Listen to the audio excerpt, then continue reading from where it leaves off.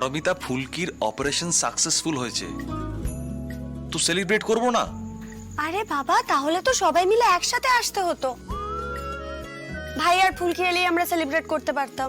তো ভাবছো কেন? ফিরে এলে আবার সবাই মিলে সেলিব্রেট করব।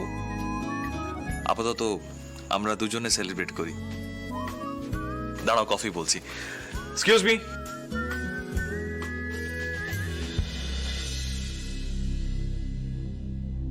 Yes sir. আচ্ছা, দুটো কফি দেবেন। আর আরেকজন আসছে, তার অর্ডারটা একটু পরে দিচ্ছি। Okay sir. Thank you. আরেকজন আসছে? কে আসবে? আসছে আসছে, সারপ্রাইজ আছে, ক্রমশ প্রকাশ্য। এইগুলোই ভালো লাগে না, জানো তো। এত রহস্য সৃষ্টি করছো কেন বলো তো? বলো না, কে আসছে?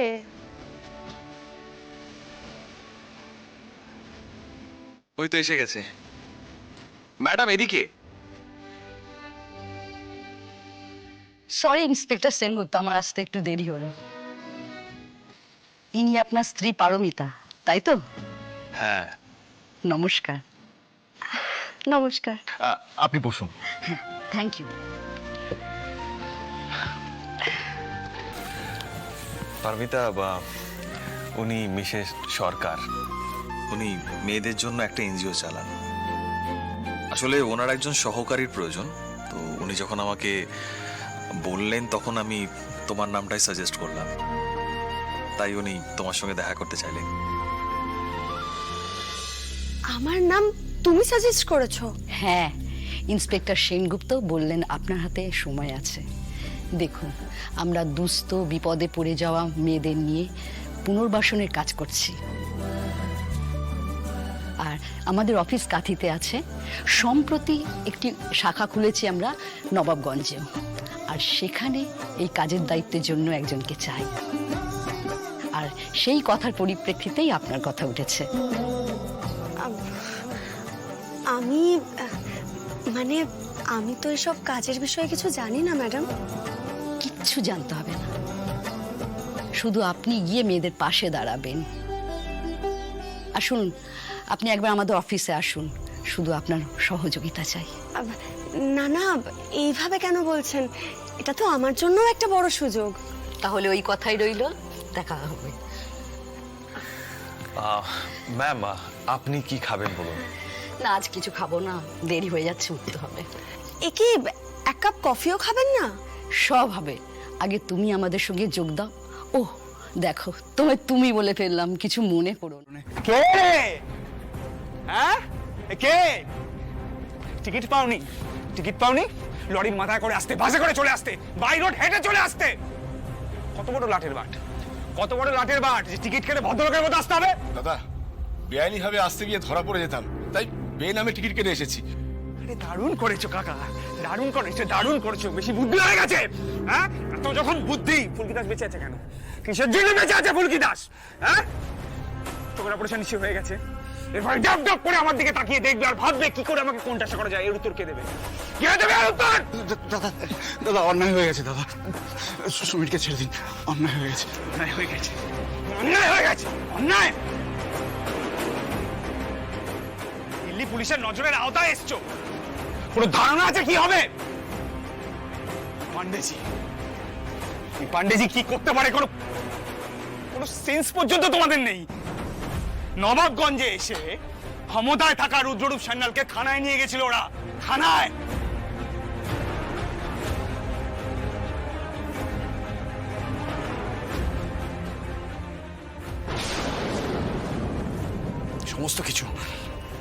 সমস্ত কিছু করিয়েছিল ওই ফুলকি দাস। আর ইনভেস্টিগেশনে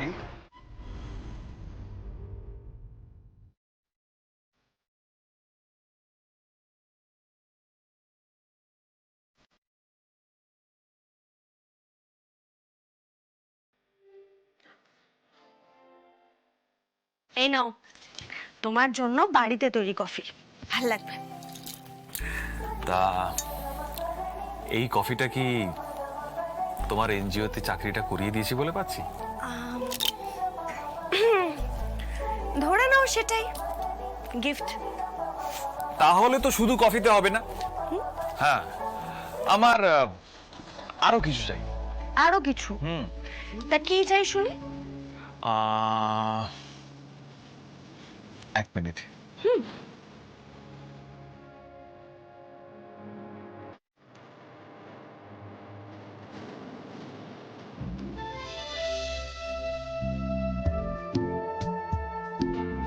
আপনি এভাবে উঠে বসলেন কেন? কোনো স্বপ্ন দেখেছেন? দাদা দাদা ছাদ থেকে পড়ে যাচ্ছে, এই স্বপ্নটা দেখলাম আজ বহুদিন পর। ইদানিং এই স্বপ্নটা দেখিনি অনেকদিন। কে জানে এই রুদ্র দাদার মৃত্যুর সঙ্গে কতটা জড়িয়ে আছে, এসব নিয়ে ভাবনা চিন্তা করছি বলে মেবি। আমাদের আর দেরি করলে হবে না স্যার।